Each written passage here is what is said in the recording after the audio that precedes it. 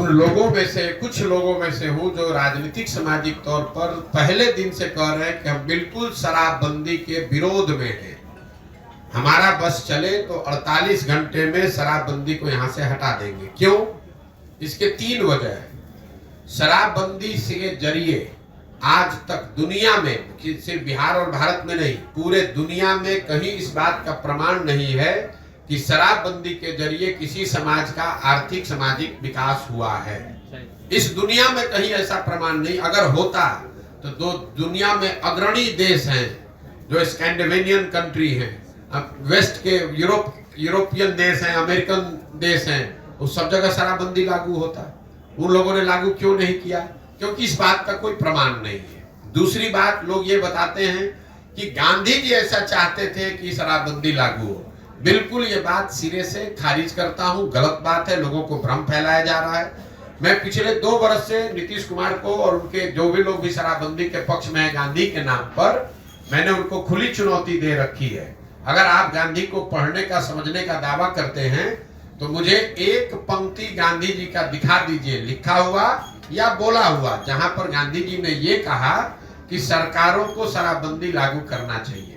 गांधी जी ने ये नहीं कहा।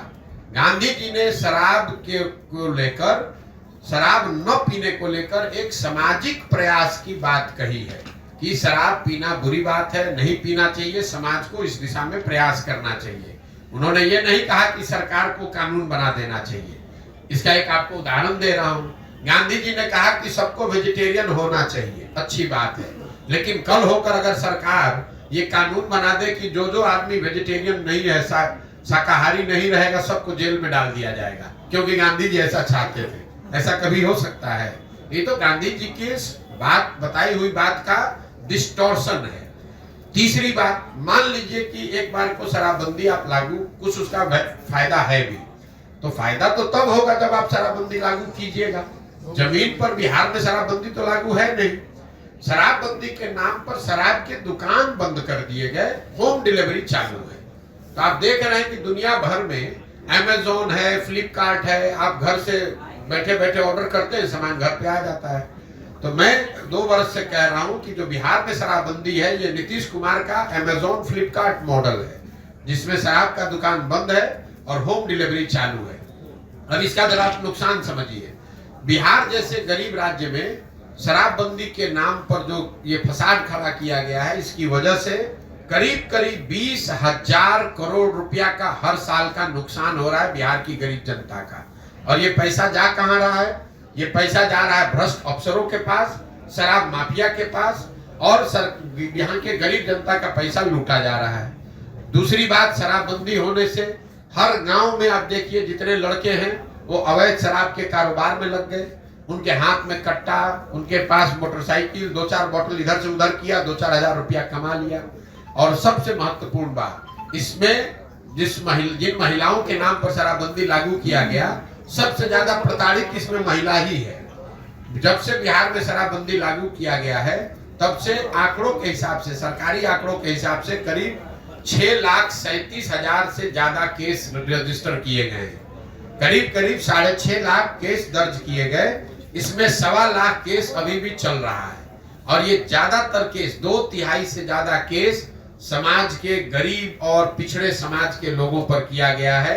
वो लोग जब एक बार केस में पकड़ लिए गए शराबबंदी में, तो उनके घरों की महिलाएं, उनके बच्चे थाने में और कोर्ट में दौड़ रहे हैं और लोग जेलों में सड़ रहे हैं। जो पैसे वाला है वो शराब का धंधा कर रहा है, इससे पैसा कमा रहा है, और जो गरीब आदमी है वो शराबबंदी के नाम पर पुलिस प्रशासन उसको परेशान कर रही है। और जो गरीब घर के बच्चे हैं वो मजबूरी में अवैध शराब के कारोबार में लग रहे हैं। पहली बार बिहार में पिछले 2-4 वर्ष में हम लोग देख रहे हैं कि ये स्मैक और अलग तरह के चीजें शुरू हो गई, जो शराब के नाम न मिलने की वजह से। और जहरीली शराब से जो मृत्यु हो रही है वो अलग है। हर पंचायत में आपको हर 2-4 दिन में कोई ना कोई घटना ऐसे सुनने को मिलती है। तो मुझे लगता है कि शराबबंदी का सिरे से ना इसका कोई आर्थिक आधार है, ना सामाजिक आधार है, ना प्रशासनिक आधार है, ना मौलिक नैतिक आधार है। ये बिल्कुल बिहार को और गर्त में ले जा रहा है। शराब पीना बुरी बात है, सरकार को उसको प्रमोट नहीं करना चाहिए, लेकिन ये लोगों की स्वेच्छा और स्व विवेक पर इसको छोड़ना चाहिए। आपको क्या खाना है, आपको क्या पहनना है, ये निर्णय सरकार नहीं ले सकती है, ये निर्णय लोगों का होना चाहिए। आपका काम है उसको रेगुलेट करना, आपका काम है कि उसमें कोई गलती ना करे। आप जींस पहनना चाहते हैं कि पैजामा पहनना चाहते हैं, ये निर्णय आपका होना चाहिए, सरकार का नहीं, नीतीश कुमार का नहीं। पटना में बैठ के वो तय करेंगे कि आप नाश्ता क्या कीजिएगा और खाना क्या खाइएगा। इसीलिए बिहार की ये दुर्दशा इस आदमी ने करी है।